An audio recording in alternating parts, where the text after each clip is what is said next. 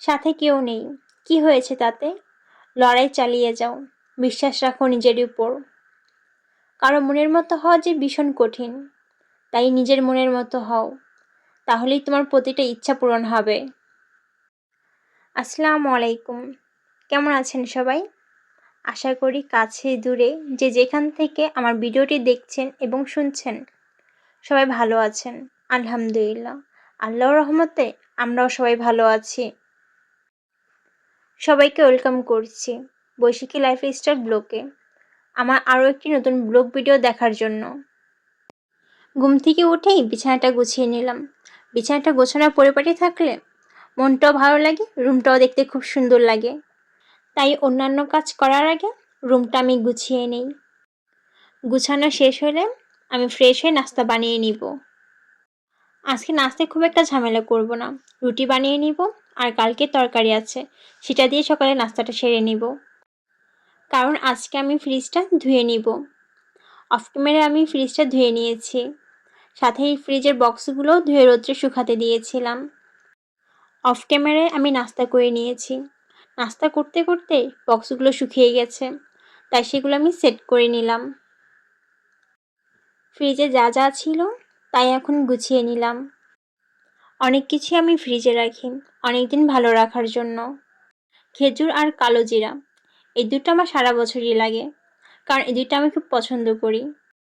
এগুলো বাইরে রাখলে সাদা সাদা হয়ে যায়, তখন খেতে ইচ্ছে করে না। বিশেষ করে কালো জিরা বাইরে রাখলে সাদা সাদা হয়ে যায়, তখন ওইটা দিয়ে ভর্তা খেতে ভালো লাগে না, তাই আমি ফ্রিজে রাখি। শুকনো মরিচ আর বাদাম ফ্রিজে রাখলে মুচমুচে থাকে আর ফ্রেশও থাকে, রোদ্রে দেওয়া ঝামেলা থাকে না। এভাবেই রাখা যায় বছরের পর বছর। ভিডিওর শুরুতে সবাইকে অনুরোধ করছি আমার ভিডিওটি লাইক করে কন্টিনিউ করবেন। আশা করছি পুরো ভিডিওটা দেখবেন। আপনি যদি আমার চ্যানেলে নতুন হয়ে থাকেন আর বৈশাখী লাইফস্টাইল ব্লগের ভিডিওগুলো ভালো লেগে থাকে, তাহলে আপনি আমার চ্যানেলটি সাবস্ক্রাইব করে পাশে থাকা বেল আইকনটি বাজিয়ে দিবেন। এতে করে আমার কোনো নতুন ভিডিও ছাড়া মাত্র আপনার কাছে নোটিফিকেশন চলে যাবে, আর আপনি আপনার সময় সুযোগ মতো ভিডিওটি দেখতে পারবেন। আপনার একটি লাইক আমার ভিডিওটা আরও 10 জনকে দেখার সুযোগ করে দিবে। ইতিমধ্যে যারা এই কাজগুলো করেছেন তাদেরকে জানাই অসংখ্য ধন্যবাদ। আপনাদের সাথে কথা বলতে বলতে ডিমগুলো আমি ধুয়ে নিয়েছি, এখন আমি ফ্রিজে রেখে দিলাম। আর দুপুর রান্নার জন্য সব কাটাকুটি করে গুছিয়ে নিয়েছি। মুরগির মাংসগুলো ম্যারিনেট করে রেখেছিলাম, এখন ভেজে নিচ্ছি। আমরা বেশি কিছু রান্না করি না, সবসময় একটা বা দুইটা তরকারি রান্না করার চেষ্টা করি, কারণ আমরা মানুষ অল্প, তাই আমাদের আইটেমও সীমিত থাকে। মুরগি ভুনার সাথে পাতলা ডাল ভালো লাগে, তাই এই চুলায় পাতলা ডাল বসিয়ে দিলাম। ডাল বলক উঠে গেছে, তাই আমি ডালের মধ্যে পেঁয়াজ, মরিচ, রসুন, হলুদ আর লবণ দিয়ে দিলাম। মুরগি ভাজা হয়ে গেছে, এখন আমি মুরগিগুলো তুলে নিব। আমি এই কড়াইয়ের মধ্যেই তরকারিটা বসিয়ে দিব। যখন যে কড়াইয়ের মধ্যে আমি মাছ বা মুরগি ভাজি, তখন সেই কড়াইয়ের মধ্যে রান্না করার চেষ্টা করি। এতে করে কড়াইয়ে লেগে থাকা তেল মশলাগুলো নষ্ট হয় না। আমি ছোট থেকেই কথা কম বলি, তাই গুছিয়ে কথা বলতে পারি না। আমার কথার মধ্যে অনেক জড়তা কাজ করে, তাই এই কথার মধ্যে কোনো ভুল ত্রুটি হলে আপনার ক্ষমার দৃষ্টিতে দেখবেন। মশলা কষানো হয়ে গেছে, এখন আমি মুরগিটা দিয়ে দিলাম। মুরগিটা দিয়ে আরেকটু কষিয়ে নিব ভালো করে, তারপর ঝোল দিয়ে দিব। তরকারি হতে থাক, আমি আপনার সাথে কিছু শেয়ার করি। কিছুদিন আগে বাইরে গিয়েছিলাম। বাইরে গেলে ঘরে যদি কিছু না আনলে হাত ব্যথা করে, সাথে মনেও কষ্ট লাগে, তাই কিছু নিয়ে আসলাম। মাছ ভাজার জন্য এই কড়াইটা এনেছি, সাথে 2টা মগ এনেছি গরম পানি তোলার জন্য, আর 2টা ছাঁকনি এনেছি যেন চাল ধুয়ে পানি ঝরানো যায়। আমার প্লাস্টিকের ওগুলো ভালো লাগে না, ওগুলো তাড়াতাড়ি নষ্ট হয়ে যায়, তাই আমি স্টিলেরগুলো ব্যবহার করার চেষ্টা করি সব সময়। স্টিলটাই ভালো লাগে। এইদিকে আমার তরকারি হয়ে গেছে, একটু জিরা দিয়ে দিলাম। জিরা ছাড়া ভুনা তরকারিগুলো আমার কাছে অসম্পূর্ণ লাগে, জিরা দিলে মনে হয় পরিপূর্ণ হয়েছে। আর জিরাটা দিলে সুন্দর একটি স্মেল আসে, খুব ভালো লাগে। তো তরকারিটা হয়ে গেছে, তরকারিটা নামিয়ে রেখে এখন ডালটা বাগার দিয়ে নিব। তেলের মধ্যে অল্প একটু আস্ত জিরা দিলাম, তারপর পেস্ট দিয়ে নিলাম। আপনারা হয়তো অনেকেই ফোড়ন বলেন, কিন্তু আমাদের এখানে বাগার বলে। আপনারা কে কি বলেন এটাকে, বাগার নাকি ফোড়ন?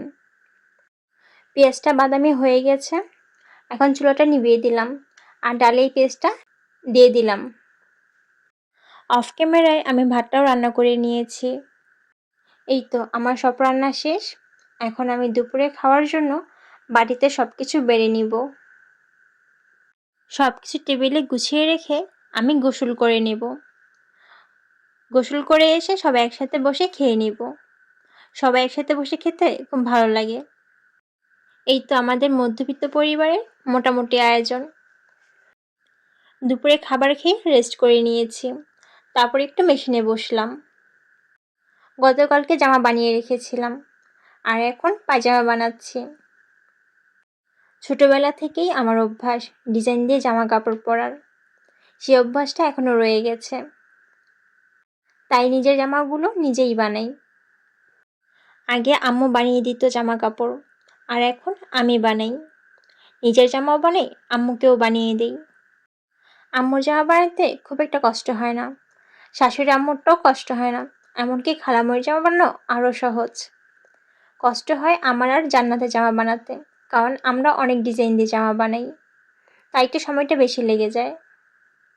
মজুরি দিতে হয় না তো, তাই ডিজাইনটা একটু বেশিই দিই।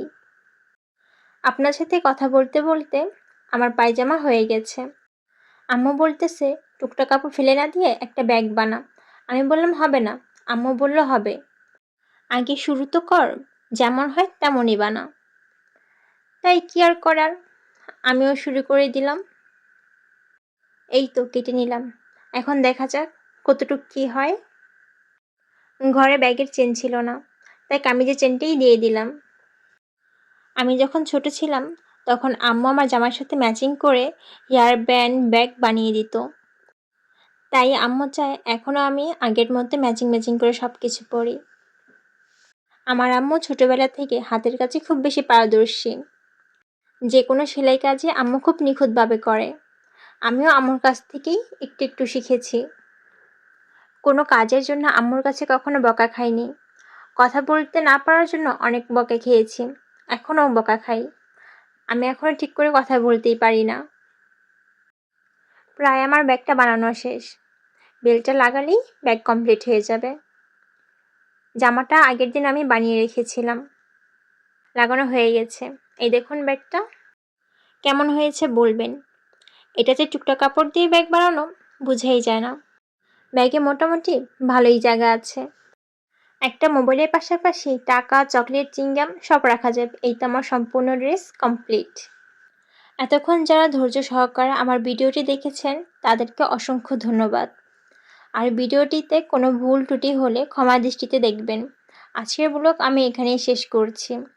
দোয়া করি সবাই ভালো থাকেন এবং আমার জন্য দোয়া করবেন, আমি যেন আপনাদেরকে নতুন নতুন ভিডিও উপহার দিতে পারি। আল্লাহ হাফেজ।